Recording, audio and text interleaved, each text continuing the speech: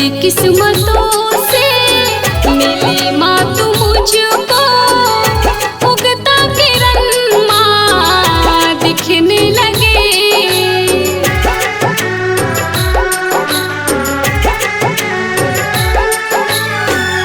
देखा तुझे तो ऐसा लगा माँ मेरी जिंदगी अब तो संवरने लगे।